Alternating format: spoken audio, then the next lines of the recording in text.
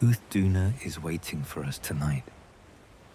Not in a dramatic way, not with a roar that shakes the trees, not with a grand entrance meant for an arena. It waits the way deep water waits, patient, heavy, certain that the world will come to it eventually.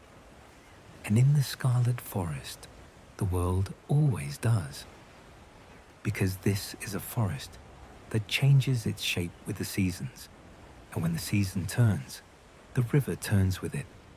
The paths soften, the roots drink, the low ground becomes glassy with pooled water, and the air thickens until you can almost feel it resting on your skin. This is a bedtime story, and also a quiet field journal. A slow walk through a place that doesn't stay still, and a slow study of the apex that rules it, not with lightning or fire, not with venom or dazzling tricks, but with the simplest force in nature, mass. If you're listening as you fall asleep, picture the scarlet forest as it begins to dim. The light under the canopy grows more muted, as though the forest is pulling a curtain across itself. The humidity gathers, the sky holds its breath, and the drizzling rain that has been flirting with the leaves starts to feel like an omen. There are 3 moods the scarlet forest wears, depending on when you arrive. There's the plenty, when the canopy looks bright and alive, and everything seems to have a purpose it is busy fulfilling. In the plenty, the forest feels generous. Food is more spread out, movement is easier, and even the predators seem not calmer exactly, but less pressured. They can afford to be selective. Then there's the fallow, and the generosity narrows. Resources become fewer and more clustered. A fruiting tree becomes important. A deep pool becomes important. A safe trail becomes important. When everything important is concentrated into fewer places, everyone meets more often.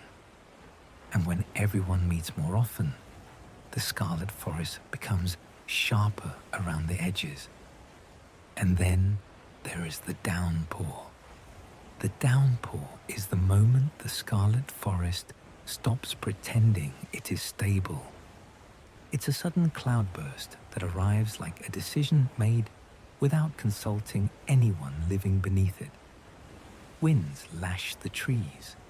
Rain pounds the canopy hard enough to drown out the smaller sounds of life. Mist and spray turn the forest into a blurred tunnel, and visibility shrinks to whatever is closest to your face. The river swells, not politely, but violently. Channels become torrents. The neat boundaries between river and forest smear together until the ground itself seems uncertain what it is meant to be. Most inhabitants treat this the same way you would treat an avalanche. They hide. They hunker down under roots, in hollows, beneath overhangs. They wait for the pressure to pass. Even the large ones, even the confident ones, become careful. Rathalos may still remain active, but flying in heavy rain is not effortless, and a wet wing does not feel the same as a dry one. Mizutsune may still glide through the swelling water, but even a graceful hunter must think twice when the current itself is unpredictable. Because the downpour isn't only rain, it's a veil, and behind that veil, something moves in. Something that does not often linger in the scarlet forest during calmer stretches, but arrives when the water makes enough room for it to travel like it belongs here. That something is Uth Duna. If you want to understand Uth Duna, the best place to start is not with the monster, but with the river. In the Scarlet Forest, water is not just scenery. It is the infrastructure of life. It carries food, it carries scent, it carries danger. During the downpour, flood water spreads into low basins and between roots, turns shallow dips into long, puddled corridors, and connects places that were separate during the fallow. For an aquatic heavyweight, this changes everything. Moving through water, even shallow water, can be cheaper than pushing a full body across soil and leaf litter. You can let buoyancy share the burden. You can slide. You can wade. You can use the current as help, or at least as something familiar. Uth Duna is a leviathan, but not the sleek serpentine type many people imagine when they hear that word. It is thick, broad, and heavy in a way that looks deliberate. Its body is shaped like it was designed to be difficult to move against, a dense, muscular form with short, powerful limbs. If many leviathans feel like arrows, Uth Duna feels like a hammer. In the downpour, when the forest is dim and the water is loud, you might not see Uth Duna at first. You might only notice the absence around it. Smaller creatures leaving the shoreline, birds going quiet, fish moving differently beneath the surface. Then you notice the shape that isn't drifting with the current. A dark bulk in the rain haze, half submerged, moving with purpose, not riding the river, but pushing against it, as if the river is an inconvenience. Uth Duna, when it hunts, doesn't need to show off. Its method is simple: close the distance, crash, and crush. Its greatest weapon is its body, a shoulder slam that can crack bone, a forward charge that turns the shallows into a collapsing wall, a heavy limb swing that isn't trying to slice so much as it is trying to end the conversation. And yet, for all that brute force, Uth Duna carries one of the most unusual and quietly elegant adaptations in the Scarlet Forest, because it wears the river. Along its body, sprouting from the head and shoulders and wrists, are long, tentacle-like structures. When Uth Duna is calm, they can fold close, lying flat like a cloak pressed tight in the wind. When it becomes active, they unfurl, and if you look closely, close enough to be unwise, you can see they are lined with hairs so fine they almost vanish into the rain. These hairs gather a special mucus secreted from the tentacles, and when Uth Duna moves through the river, it stirs that mucus into the surrounding water. It becomes a sheet, a curtain of water clinging to the monster in great flowing veils, held together by surface tension and by the structure of those fine hairs. When Uth Duna is fully veiled, it becomes harder to strike cleanly.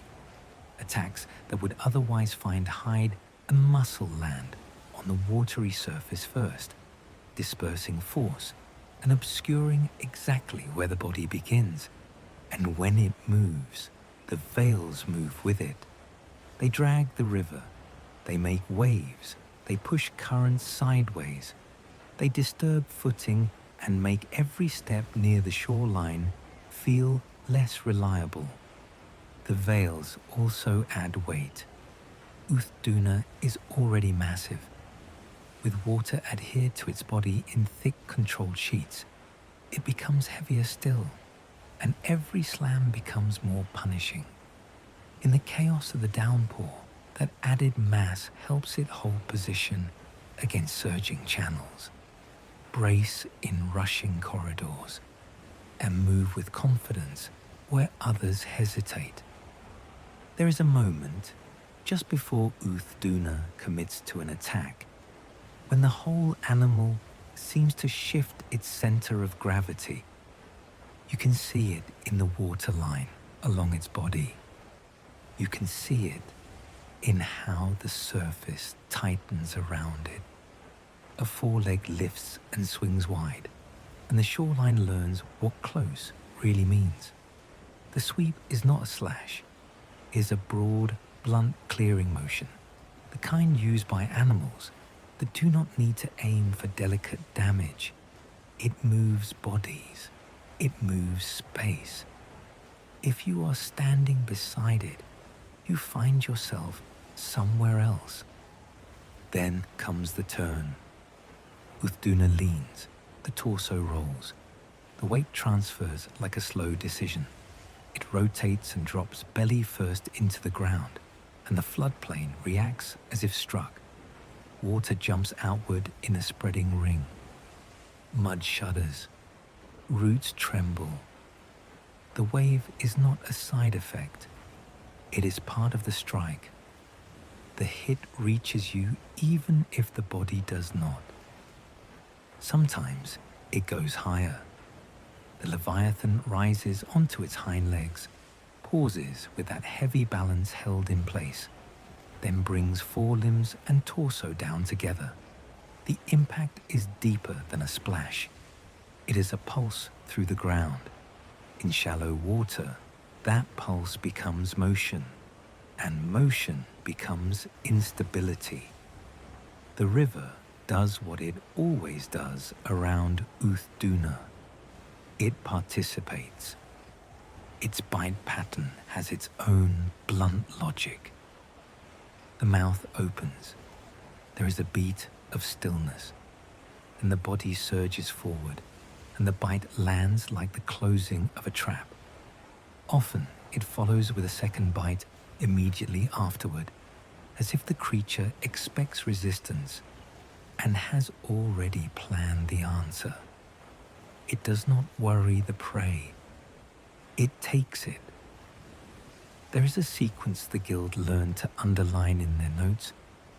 The rise onto the hind legs begins again, but instead of holding that height, Uth Duna pitches forward into a diving drop. The body hits, the water jumps, then it rises once more and finishes with a heavy slam. The rhythm of it is important. First, you react to the dive. Then the slam arrives where you chose to recover. The overhead strikes are the ones that feel personal.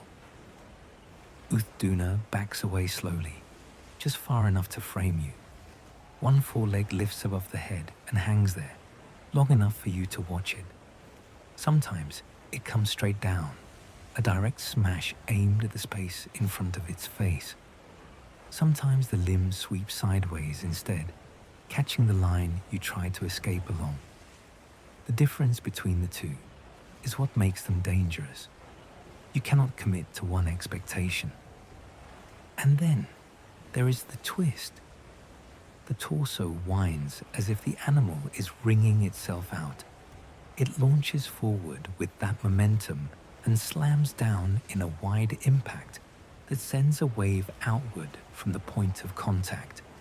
In the downpour, that wave travels farther than you think it should, because the ground is already half river. Uth Duna can repeat the motion too. The second slam arrives like an echo you did not plan for. The underwater version starts before you can see anything. The surface changes first, a swelling in the wrong place, a push against the current. Then the body comes up out of the floodwater and the wave arrives with it, rolling across low ground and turning ankles into liabilities. In calmer seasons, you could read the river. In the downpour, the river lies. It hides the wind-up. arch-tempered individuals do the same things with less patience. They roll their bodies through the flooded ground like a heavy wheel, twice in succession. They stomp wide with the hind leg, and the finned mass of it spreads the effect across more space than a simple footprint should. Their lunging bite carries farther. Their belly first slams throw waves forward, and they will repeat the sequence as if testing whether the world has learned. They also spin. The body curls into an aggressive posture and turns, turning itself into a moving wall. In water, that wall is harder to judge. The edge of it is never where your eyes want it to be, and sometimes they leave the water entirely. A leap with a twist, a brief moment of weight suspended, then the return. The landing sends waves crawling outward across the ground, and the second leap, if it comes, is aimed at the place you hoped would be safe. When you look at the list of movements, it can seem like variety.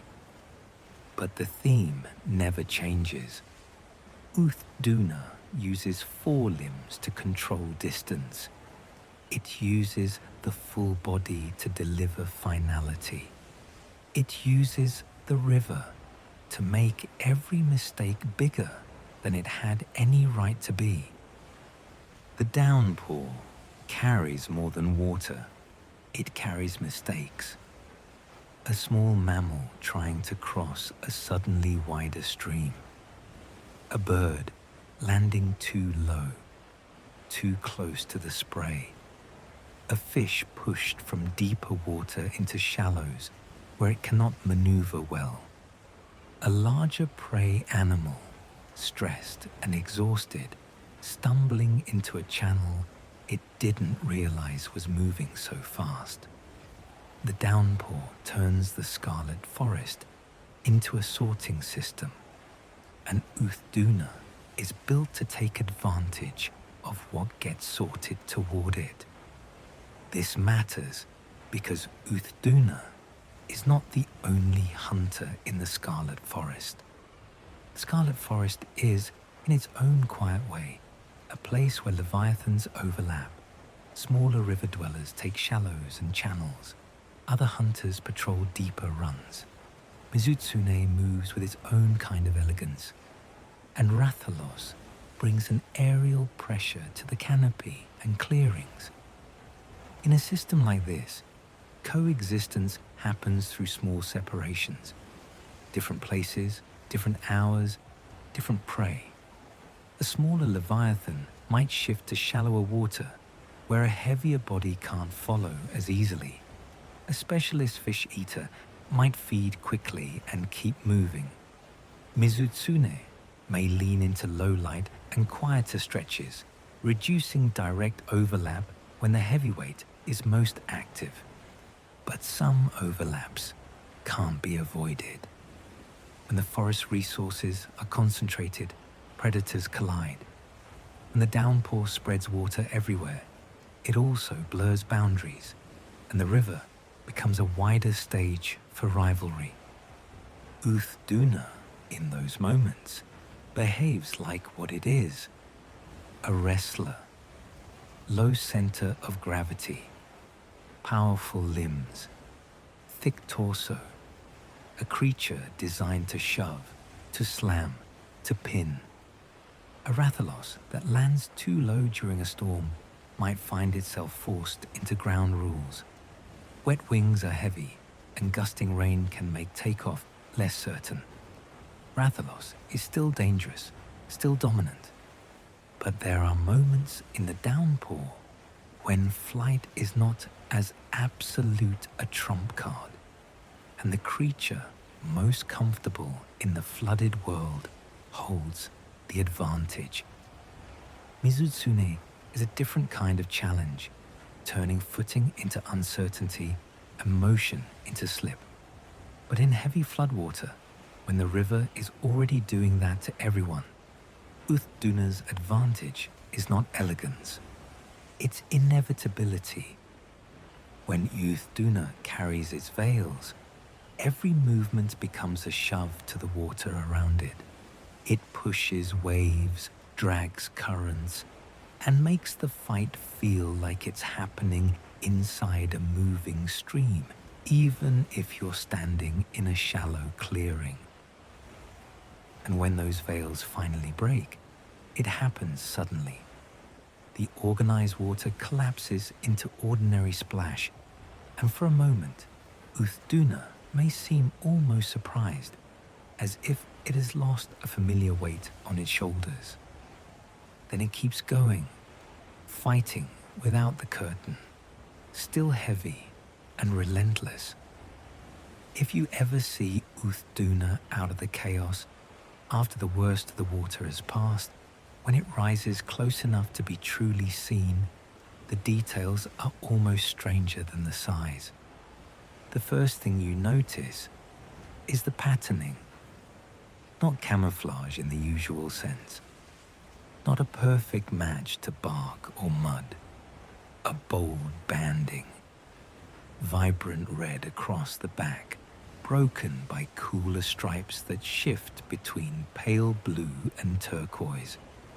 Then a thick division of black scale that wraps like a belt between the brighter body and the duller belly. In the rain, those colors deepen. Wet red goes almost wine dark. The blue becomes something marine, like a river briefly remembering the sea. Up near the head, the skull is framed by gill-like structures set behind a developed flap that can seal and open with intent. In floodwater, when the river is full of churned silt and fine debris, that flap matters. It means Uth Duna can control what reaches those delicate breathing surfaces. It can move through dirty water without drinking it the way smaller creatures are forced to. And the eyes. People always write about the eyes. They're lidless, covered in a milky membrane that makes the gaze look pale even in daylight. At night, that same surface catches what little light exists under the canopy and throws it back, so the face seems to shine without actually glowing. Not a lantern, not a beacon, just a reminder. Along the scales run thin grooves you only notice when water beads in them. The hide doesn't shed moisture cleanly. It holds it in channels, keeping the body wet longer, keeping the surface tuned to the river even when the river briefly recedes. And then there are the hands. The forehands are broad and developed, with strong fingers and curved claws built for purchase. Not just for gripping prey, though they can, but for hooking into stone, for anchoring in current, for holding position when the water tries to rewrite the ground beneath it.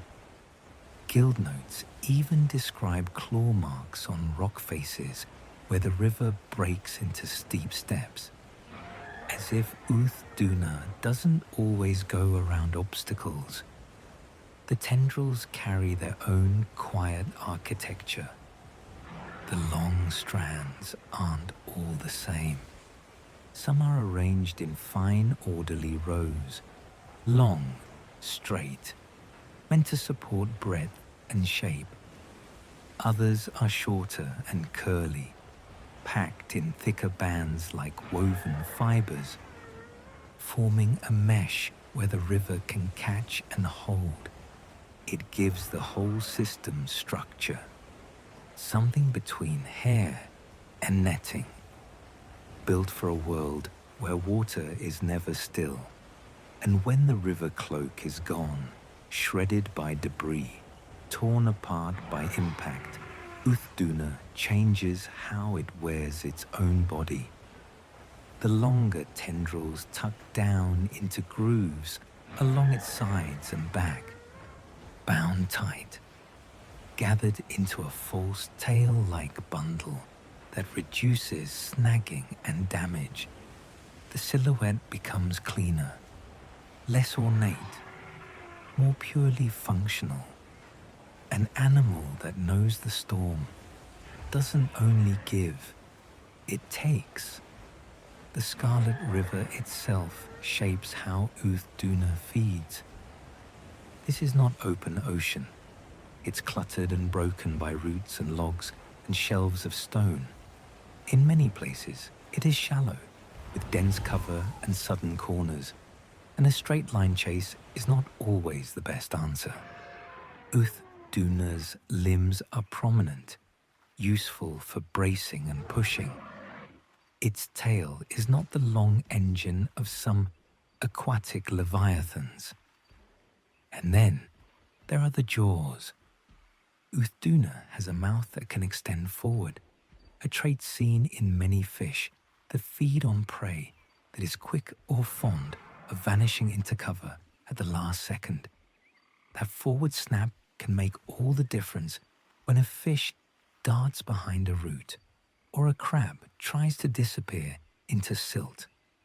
It can also create a brief suction effect, helping pull smaller prey free of the riverbed. But Uth Duna is too large to live on tiny prey alone. A body like this needs substantial returns, and the mouth reflects that balance, reaching just enough to seize what tries to vanish while keeping the crushing bite needed to hold larger prey and process it afterward.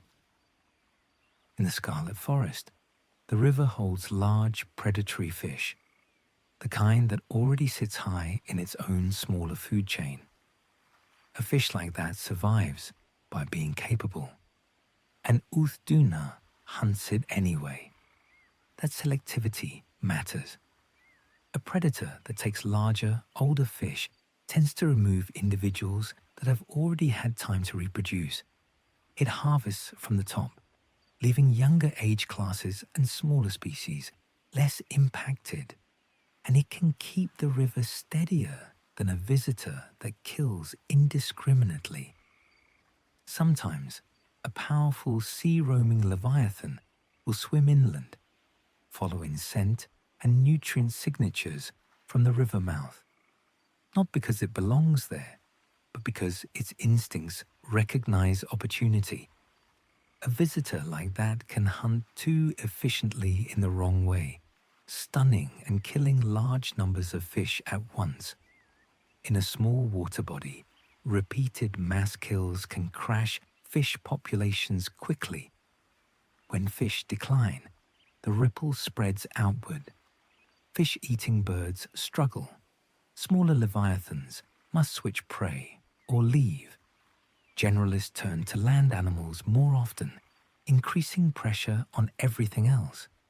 Even the forest's nutrient flow changes because aquatic food is one of the river's quiet ways of feeding the land beyond the shoreline. In that context, Uth Duna's aggression towards certain intruders makes sense, not as a moral stance, as self-preservation.